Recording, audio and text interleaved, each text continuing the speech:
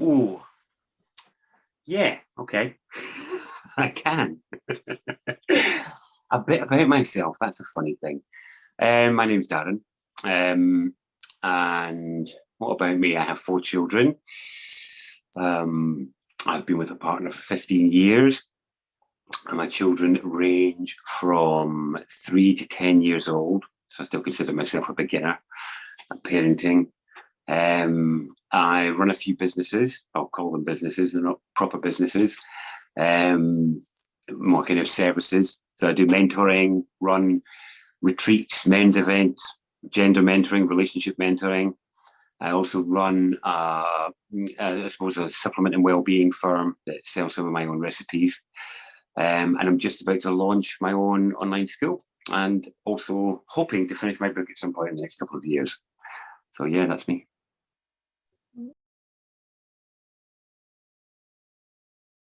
What do I think about most? That is a good question. What do I think about most? Hmm.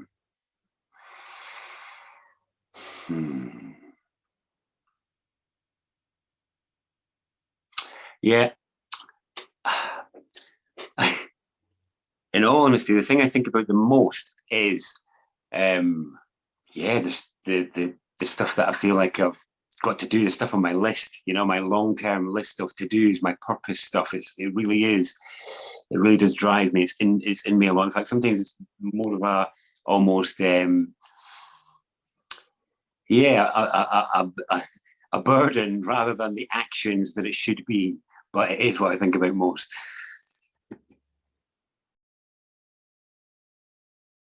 Yeah, mindset. Hmm. Yeah, it's like orientation of mind, position of mind. Mindset is like a combination of attitude, perspective, and outlook. Um, and for it to be a mindset, uh, one has to be able to maintain it.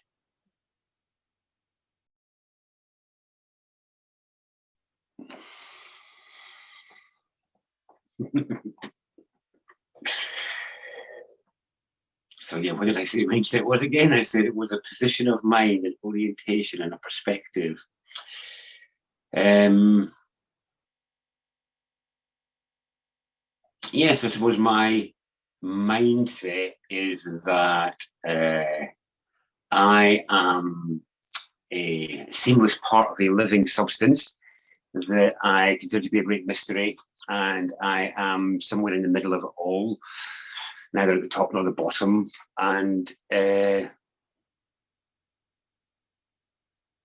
yeah, I kind of find my way in life based on that. I mean, you'll know, many others won't, but I see everything I find myself in as a living goo, a moving, living, consciously aware substance of many densities and kind of properties and qualities. And that's my fundamental mindset that influences everything else. That perspective influences my purpose, it influences how I relate with others, it influences my sense of peace and ease with things in the world and with myself. So, yeah, I would say that's, if I was to say I had a mindset, that would be it. It would be about my relationship in and with what others might call life and what I call the living goo.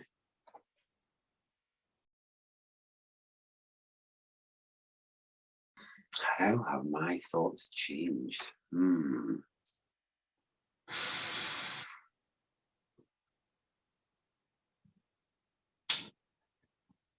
I have become much more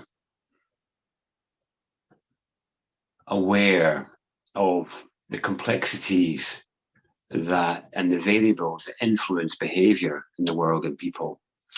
And so my thoughts have become more compassionate, less absolute, less black and white, less know it all, less presumptive than I was as a younger, more boisterous know it all in the world. Um, So yeah, I don't think I've lost any of the sort of edginess of the thoughts that I had as a young man. They're just more tempered, more compassionate, more rounded. Um, yeah, so I think there's been my thoughts have become much deeper and richer and more full of feeling and less disembodied.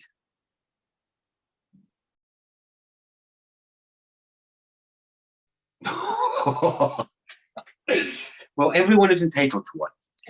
Everyone is entitled to a mindset. And in a way, all of us, and what I mean, just in my own experience, I see that everyone truly does have a unique perspective. Everyone is in their own space. No one has had the same variables or the same angle on life as anybody else.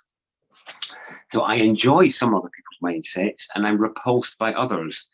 I find some curious and exciting, and I find others, yeah, just genuinely repugnant and wasteful. But I still celebrate their right to have one and to pursue that if that is their interest. Based on my answer to the earlier question about my mindset, you know, because I see everyone within this living group, within this substance, as being part of the same one, then, you know, how can I value and respect my own mindset and ask or invite others to value or respect mine if I cannot give space or time or allowance for others to have theirs, no matter how I feel about them personally? So yeah, I have a real mixed bag about other people's mindsets, and yeah, the full spectrum is there. So it's a very human feeling I have about others' mindsets.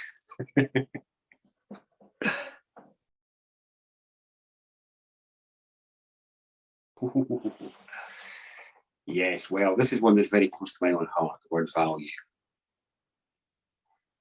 So I cannot separate the word value from values in terms of the values that we each have. And uh,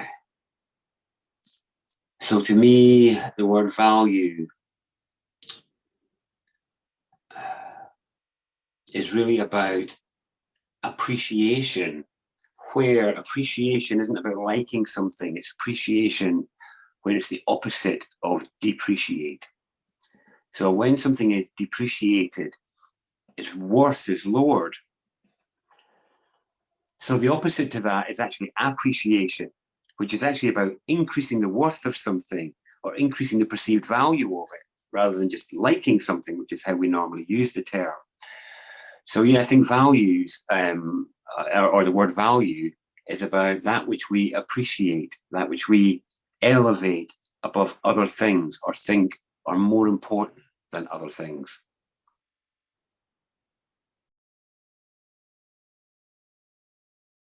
Yeah, I knew that was coming. I knew you were going to ask me that next.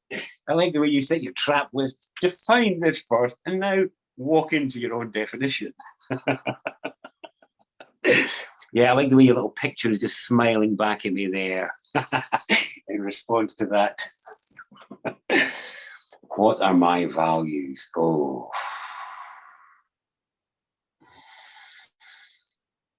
hmm.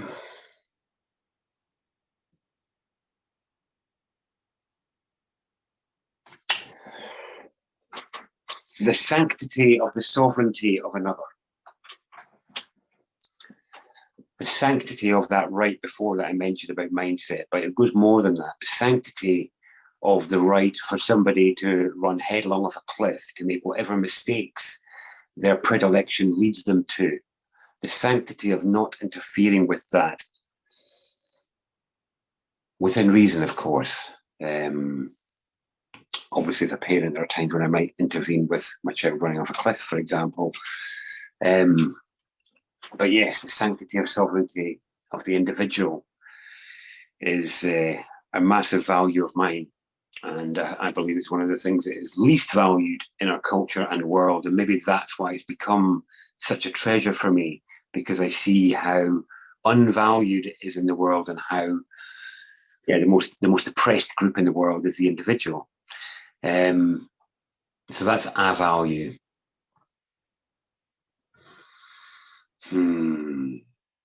I suppose another. So I use the term, as I mentioned before, I use the term value a lot in the work that I do with people, because I help people reassess how they measure themselves, how they measure their values, as in, what they're spending their time and their attention on in the world.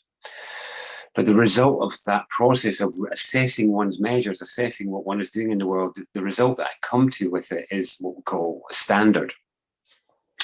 Like an old knight on a sword. If you saw a knight on a horse, what they would call his pennant would be a standard. And on it, you would find pictures, and it might have some swords and some sheep or some wheat on it. And it would be, that was actually a symbol of, this guy's values and his standard and what you could expect from him. So if you had wheat on it and some swords, you could get some guys for a fight and some wheat off him. And so for me, I do have a standard rather than sort of like social values per se. So my standard, the things that you can come to me for, the things that I value and cherish, are not the same as others. So I value the power of the word. I hold of utmost importance the care in tone, the care of how embodied our characters are, and how that can influence connection, understanding, empathy, communication. It's something I value greatly because of the impact of getting it wrong. So people are often asking for, what the biggest issue the world is facing is. Some people say it's climate. Some people will say it's, population. And for me, it's translation, communication.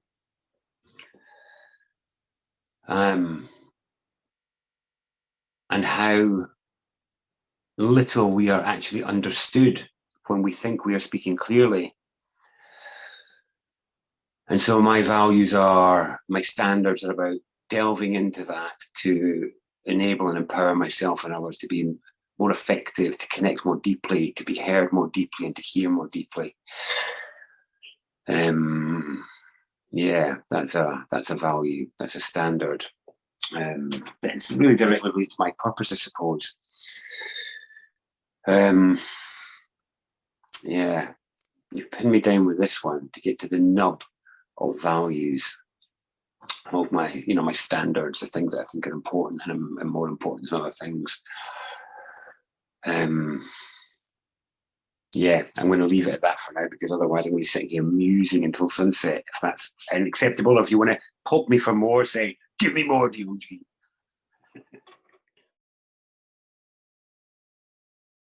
Yeah, I'm going to expand and do a bit more, because it's slightly different as well, isn't it?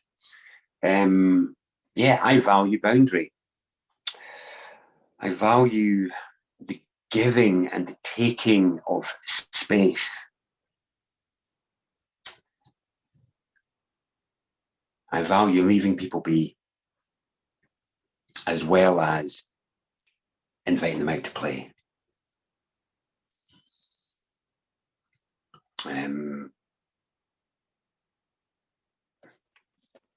I suppose it's interesting if I look at where the things that I'm avoiding in myself in the world, in terms of issues that I would like to be addressing that I'm avoiding, and I find it's because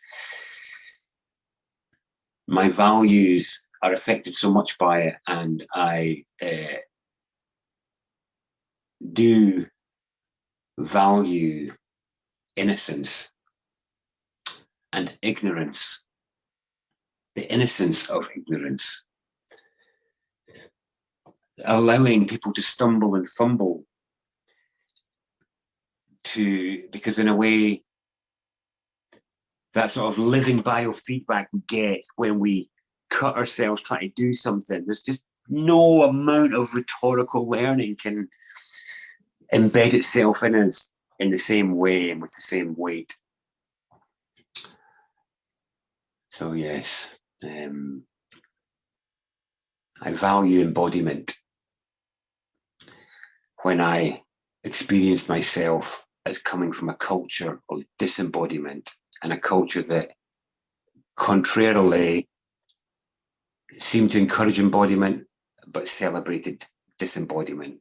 And what I mean by disembodiment is talking about things, elevated notions of self and capacity that aren't matched in the real world, in the body.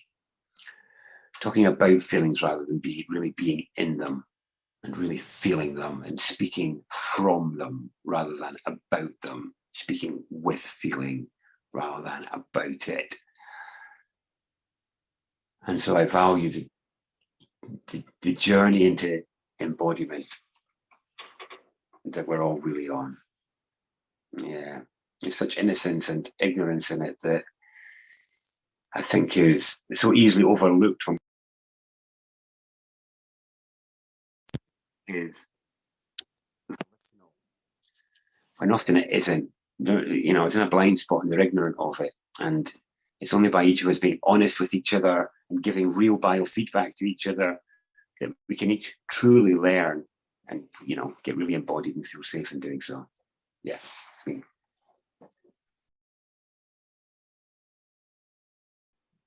Not as wisely as I would like. I discovered in my life that time is the greatest vice. It's the easiest thing to waste. And it's the easiest thing to not notice passing. So I spend my time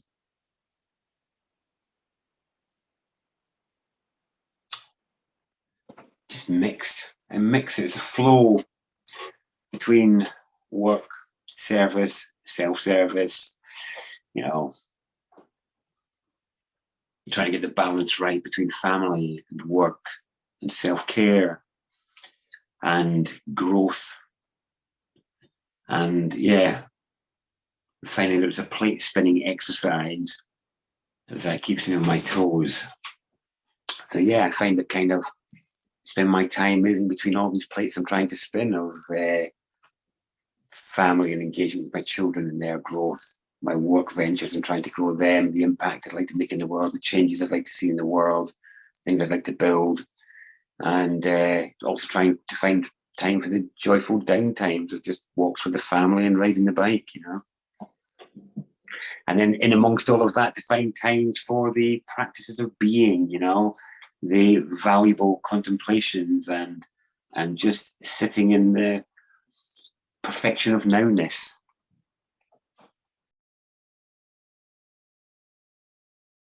Oh,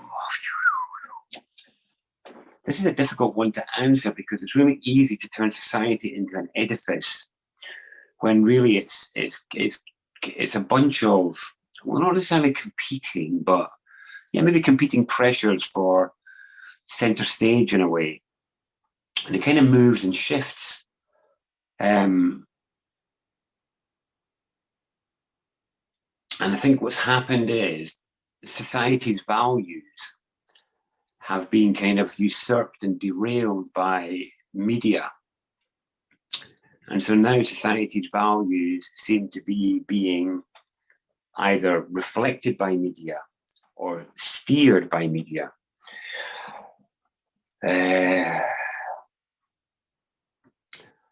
And so on the face of it, if we look at who society is rewarding and who society is sharing and disseminating and elevating, then I would say society values narcissism. And I mean by that self-image and extreme attention to self-image. That's current society. And I wouldn't say the society I was born into did that. That's what this techno society that I seem to find myself in now seems to prize well-maintained narcissism above all else. And secondarily to that, it seems to value distraction.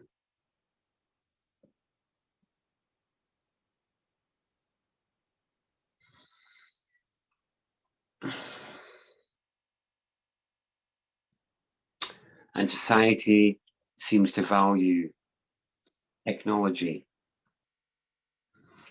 which is an interesting word, because if we break up the word technology, I think it kind of is missing a colon after this, the syllable tech, because it's more like tech, colon, no logi, where logi is knowledge. Tech, no logi. Because with tech, you don't need any knowledge. You need no knowledge to operate a phone. You need no prior knowledge really to search on Google or something like that. And so technology gives people the perception that they have abilities that they don't really have. And our society really prizes that. And I think it's because there's deep, while I said on the one hand, narcissism was prized by society, on the other side of it, because through technology we can find it's actually because of massive self-image wounds in society, which is the inverse of narcissism in a way. And we find that people, or I find, or I notice, I think people use tech and other distractions to compensate for their low self-image or self-worth, which is what makes them value it in society. Maybe one more. What else does society value? Yeah, I mean, I'd like to pick one that would be actually real, as in of actual society, the human beings, rather than the media noise. And I think I'd like to break society out of its edifice and just call it the people. And I think people value connection, but I don't think they know how to foster it in the way that they would like to experience it. But I think it is a value, even though it's not a realized one.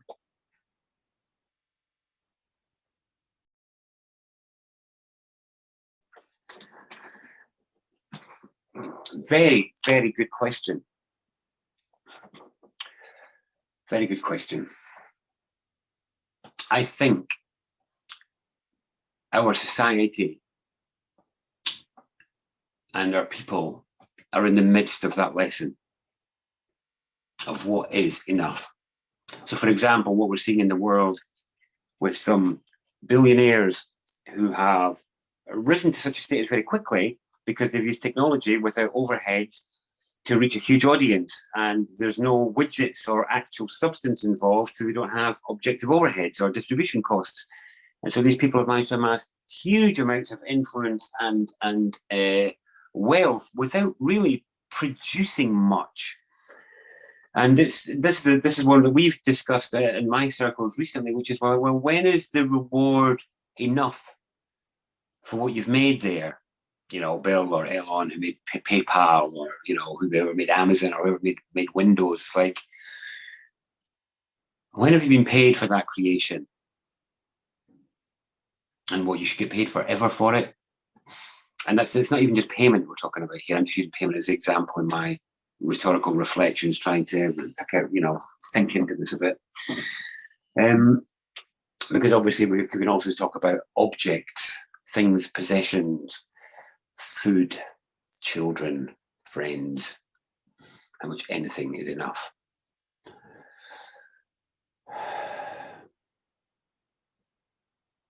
Yeah, I mean, I really think that we are in the midst of that lesson, individually and collectively. I think we're in the battle of, not a battle, but we're in the living biofeedback of what it is to consume too much, what it is to possess too much, what that feels like in terms of the chaos of managing that in one's mind, or what it does to one's ego or well-being when one acquires a sense of power, either through objects or wealth. Yeah. So the simple answer as to what is enough, if I had to answer what is enough, then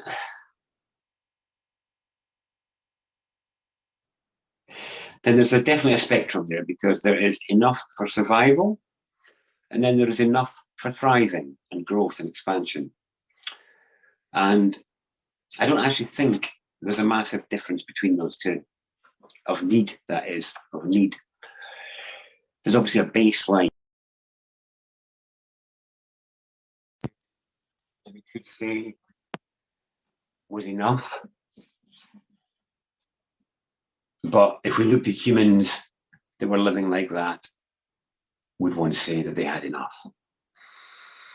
Very, very grey area, this one. I don't think there is one single answer. I think it is a graphic equalizer based on need, really, and an element of want. There, of course, we should, enough should include, dare I use should, should include the basic needs. But then to me, it should, I don't like that word, but it should also include some rudimentary wants as well. And why not, Yeah, the graphic equalizer. Very good question. That I can see why you've spoken about it quite a bit, because yeah, there's no hard and fast answer there as well.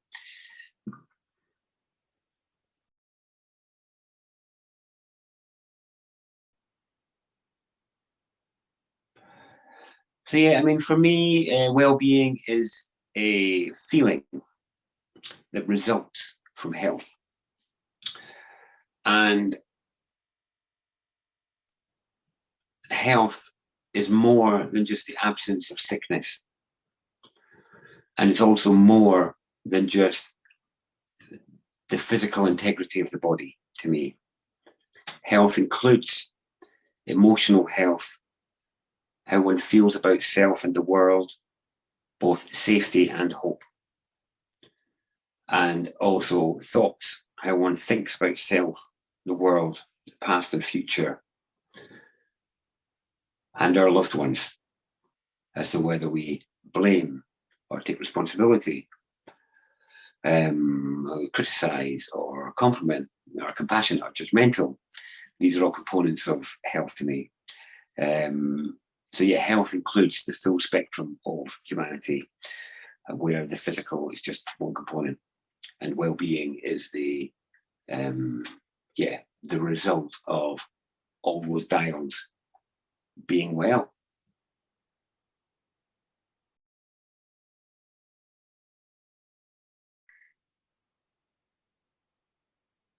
I try to get my graphic equalizer right. I try and keep healthy and well by trying to get that graphic equalizer right. The graphic equalizer of the balance between doing things in the world, the family, for myself, for my loved ones, spiritual pursuits, spiritual relentlessness, to not try to seek to not avoid my own blind spots, even though the very practice of doing so can foment it more. Sound work, singing and chanting, and exercise when the weather's good, although I am lacking in that one. Food and diet is a big one for me. Quality food is what's the word for it? Non-negotiable,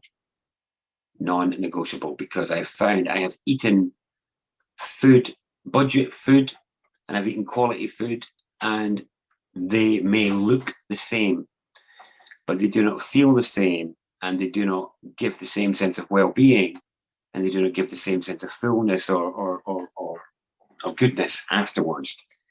So one of my biggest spends is on quality food and making food from scratch, and supplementing to compensate for soil depletion. And yeah, try and get all those dials right. And connection with others is a massive one. And as well as that, an important one is connection with just one's own sex practices. So I don't mean sex practices like masturbation, don't mean that.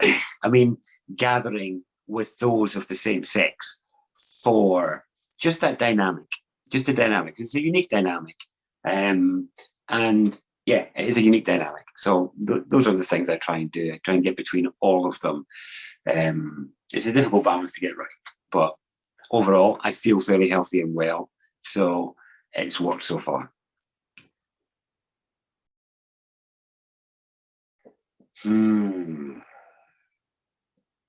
Strength, the wherewithal to have a go at something. Resilience, the capacity to handle the consequences of being in life and one's choices.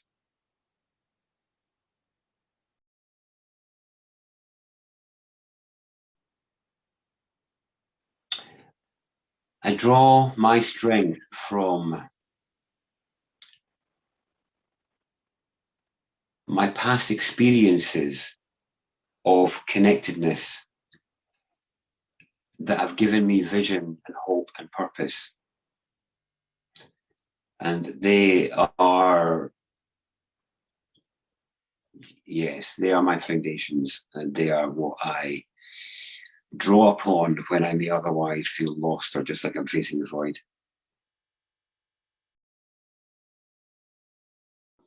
When have I most needed it? That's a good question. I don't think there is a most for me on that one. I think I most need it now. That's when I most need it. I need it now. Yes, now and tomorrow. That's when I most needed it. Yes, and there's been many instances when I've needed strength and resilience in the past. Sometimes small events, sometimes to push through to get something done, but nothing really stands out as most. Other than this last year of lockdowns, in terms of it really seems to be a test of resilience and fortitude, because I've seen people really wither in the last year and really fade, and for numerous reasons. But again, is it most? I don't know, because I mean, I can look at getting through the last years requiring loads of resilience, but then I can also say that when I was 6 and stood on a nail half a mile from home and had to get home with my foot bleeding and not being able to walk on it and just being on my heel and sobbing, and that they all bubble up at the same time. It's almost like resilience is there for when it gets activated, and it's not like a most or a least. It's like it's either activated or it's not, in a way. That's what it feels like to me when I try to feel like the answer. But my answer remains the same. When have I most needed it? Today and tomorrow.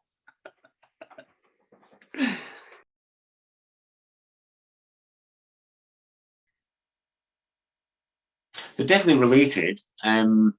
Whether I can pin down the exact how, I don't know, but they're all very individual things about the human being.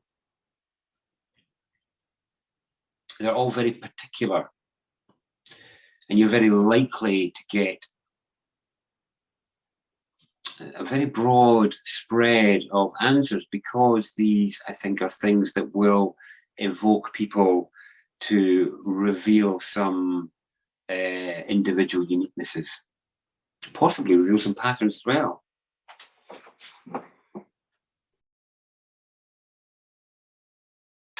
Oh, well, oh my goodness, I might need to answer it at different levels then.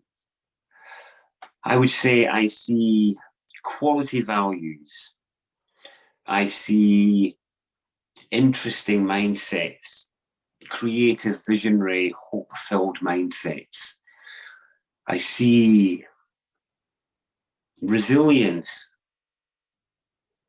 and I would like to see more strength in my like-minded community of change seekers and connected ones.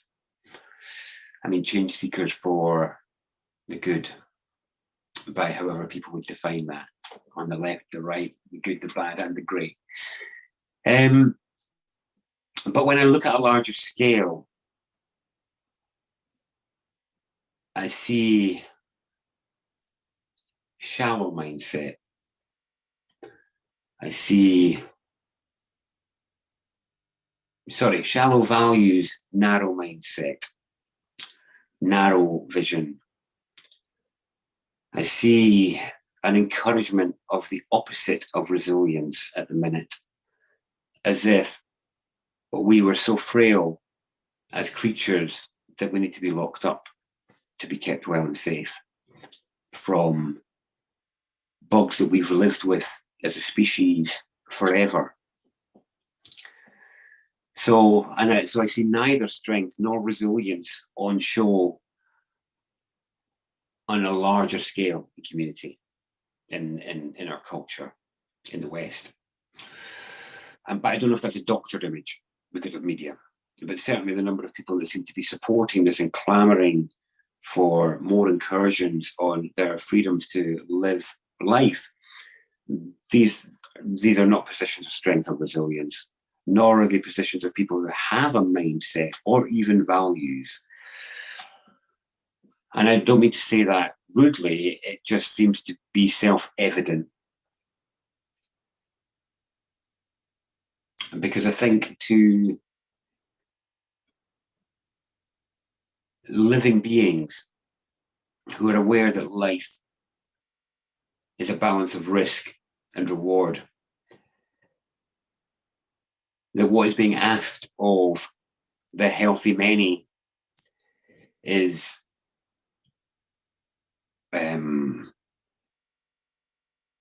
somewhat abominable. This was an interesting and evocative set of questions to address. You give a few good pokes there. And I really enjoyed your invitation to self-define and to jump into it. So, yeah, I feel nicely poked at and evoked. Thank you.